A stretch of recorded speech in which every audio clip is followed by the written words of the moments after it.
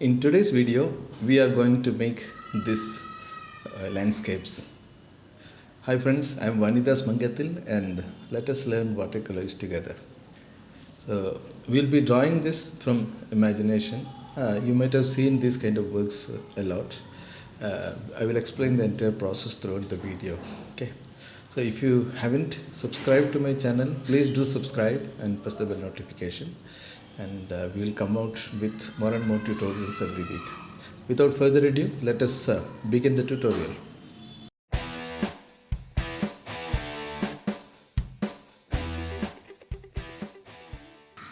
I am starting with loose drawing. The materials that I am using is cold pressed watercolor paper, and the size is small. It is around A4 size. I'm making the initial drawing of a couple of houses using a soft graphite pencil. Okay. Here I'm paying attention to the overall shape of the houses, couple of houses, that's it. And then we will add some trees and some greenish land and some additional elements of interest. Okay.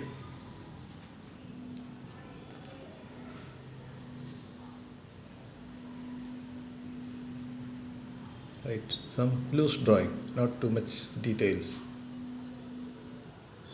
Maybe another house here. Okay. And here some bigger trees. See, this I'm just jotting down my ideas, and it may not be precisely this may not be the shape that you may find it in the finished work. I'll try to keep the finished work as closely as possible to the drawing, but sometimes the way watercolor behaves, I might make some dynamic changes. Okay. Right. So I'm taking a 2-inch flat brush and taking some very pale wash of sap green and a little bit of orange, etc. Yellow ochre. It's a very pale, warm green wash. Okay. And I'm making sure that I'm not applying green color to the houses. Okay. And adding a little bit more a darker mix to the foreground area.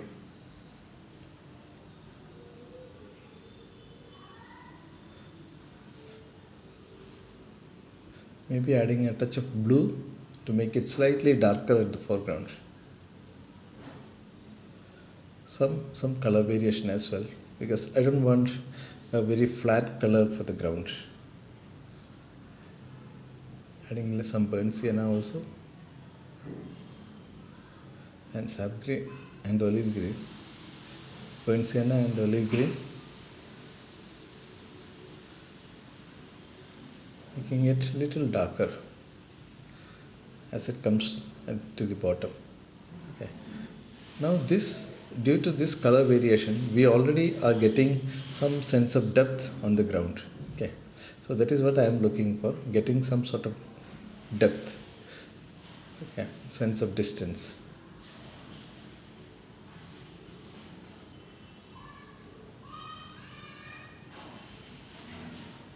Ensuring that the area for the house is kept untouched. I'm using a big brush, but if you are not getting control, you can use smaller brush also. I splashed some water to get some texture. Okay. Now let us, this will soon dry, the ground will soon dry, and we can start with the sky. So it's a kind of some pale wash of blue. Okay. It could be any blue. It could be cobalt blue. It could be ultramarine. It could be cerulean, depending upon your choice. Okay. I am using a little ultramarine and touch of cerulean blue also for the sky. And at this point, I am adding a little bit more green to show some distant foliages, maybe some far end vegetations. Okay.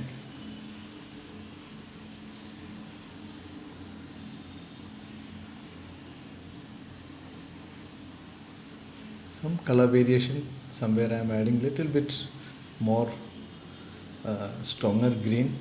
Okay, so that there is some kind of color variations even at the far end steps. Now extending the wash down. While doing that, I am ensuring that I am not touching the drawing of the house. So I am painting around the house. So we made the drawings for the house, and I am painting around that kind of negative painting, so that we get good contrast for the houses. Occasional white spaces seen through is okay.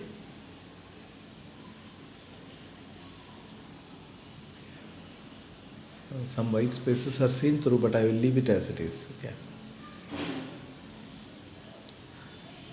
I think we are getting good sense of things at the horizon, things at the distance, and we are also getting good depth for the ground.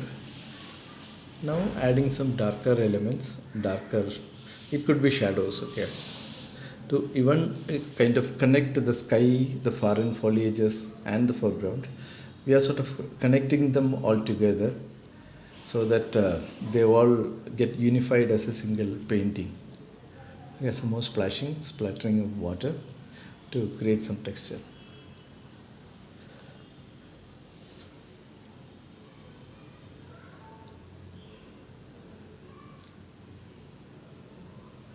Some refinement of the shape of the houses, the silhouette of the houses, okay, so that they reads better. I'm using a smaller brush for this. Okay.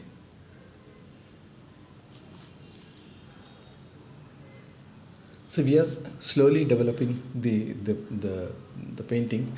We started with the ground, then we added the sky, top of the sky, and then foreign foliages. Now we are defining the houses by painting around it, by doing some negative painting. And once that is done, we might probably add some more trees, and we will define the houses more in a detailed way. See, the houses are a little bit of a focal element in this painting. So we will add good contrast to the houses. That is the reason we left paper white for the houses.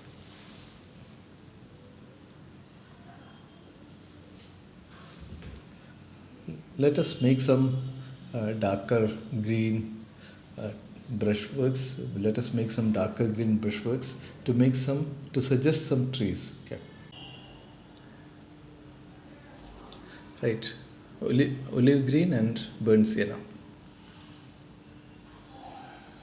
It is not very watery, it is reasonably thick. Okay, so that the background is already dark, so we need even darker mix to define elements at this point.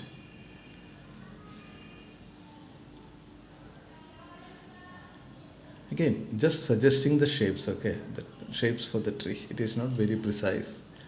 Okay, I don't think we have to go for precise definitions. Creating the illusion is sufficient.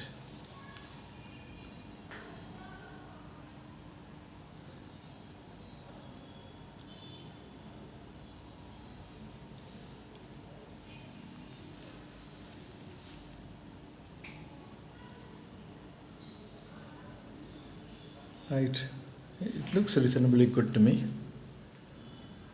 Keep looking around and see what you can do. And every time, whatever you do, you always try to step back and see how it reads. Okay, always. Often you step back and see how is it getting developed, how is it looking from a distance. It will help.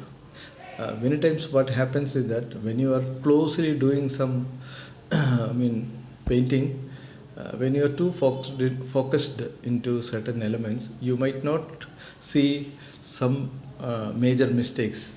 So always try to step back and then see from a couple of feet away and how it reads. Does it read good or not?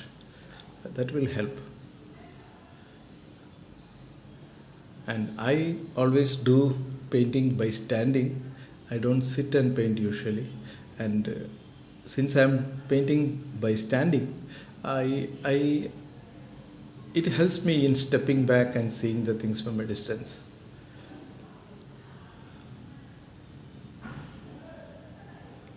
Right, the roof is slightly warmer for this house, and some shadows for the side wall of this house.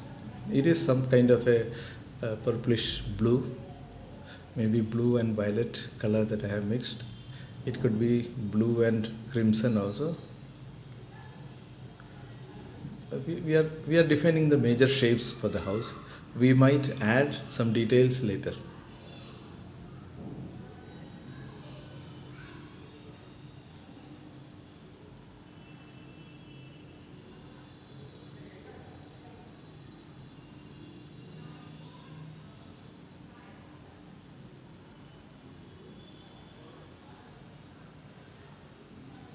Right. If you are finding it useful, please do subscribe and press the bell notification. I'll be releasing more and more videos every week. If you have any questions or suggestions or feedback, please do write them into the comment box below. I will try my best to revert back as early as possible. Right.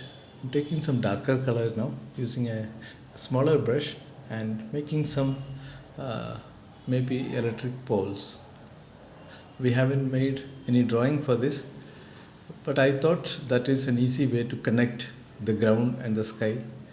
Usually these vertical elements can help in connecting the sky and the land. So this can be treated as a vertical element which is helping in connecting the sky and the land. And we will make a closer electric pole somewhere in the foreground, and that will kind of push some of the things farther away, and increase the sense of depth. So let us make a bigger electric pole which should kind of improve the overall sense of distance. Okay.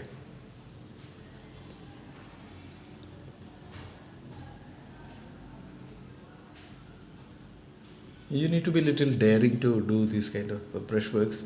Without drawing, we are directly applying the brush. If you are not confident, you can make a pencil drawing first and then paint on top of it.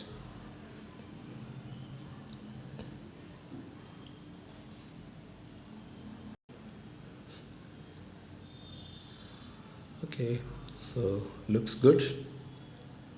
I think overall we are getting good sense now. Maybe we can add some darker accents for the houses and maybe some small suggestions for windows and doors. Okay.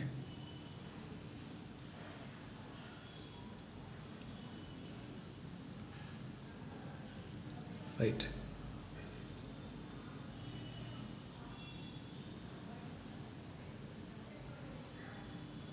Some windows and doors.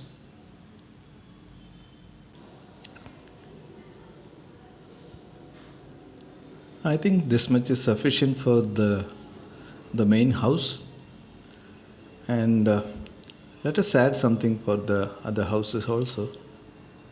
So you don't need to do too much of details, okay? Just as I told, just suggestions.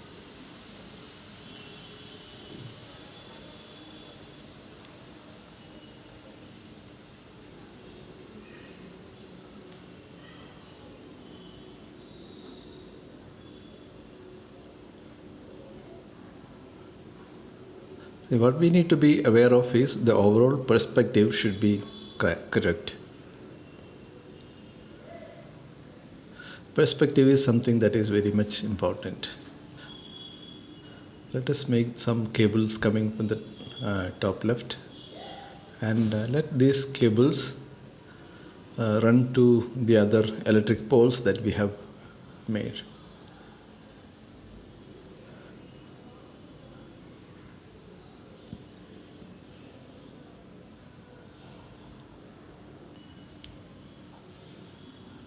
Again, you should be careful about the overall perspective. I think this is reasonably okay, and I would rather treat it as done, to be frank.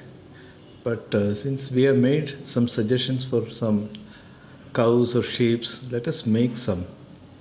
Let me say that I'm not very good at this. Okay, but at a very small level, we can suggest some cows. Okay, actually, if you suggest it with some level of, I mean, some level of accuracy, it doesn't have to be very precise. Just make it little believable to the viewer. That's it.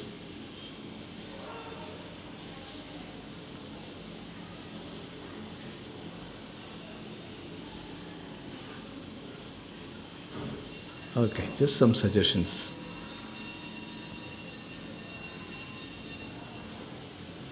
Sorry, I'm getting some background noise. Hope it is not troubling you.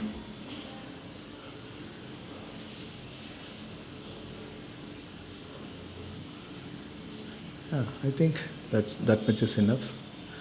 And what I'm thinking, whether we should do some figures. Maybe I will add 1 or 2 figures.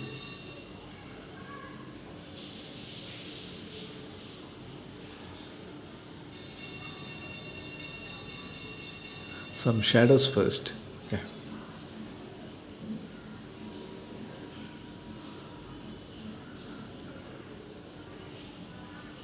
Right.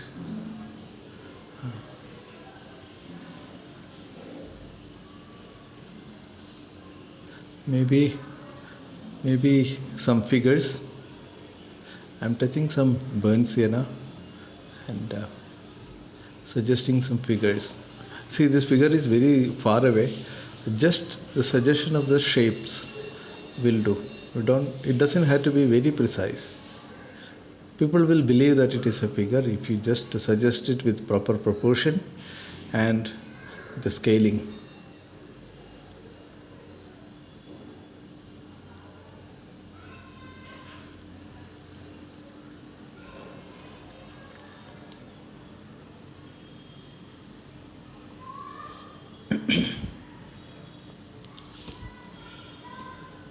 Shadows for them also, the figures. And what else? I think we are done actually. I mean, I don't want to add too many other things. Maybe some shadows for the pole. It's already in the shadow area, so don't have to worry. Some finishing touches for the figures. Okay.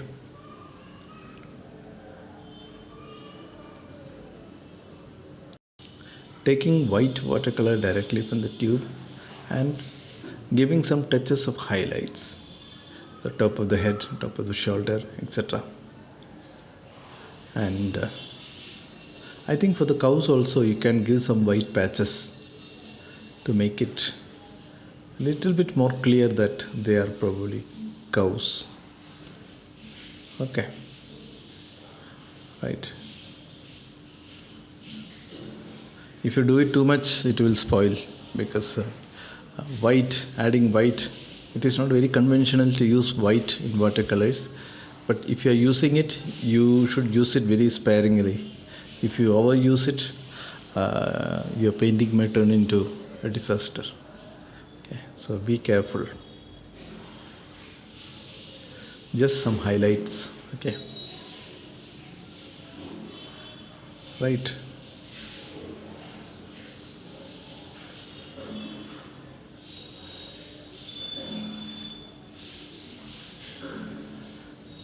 Yeah. I hope we can treat it as done. I don't want to add anything more.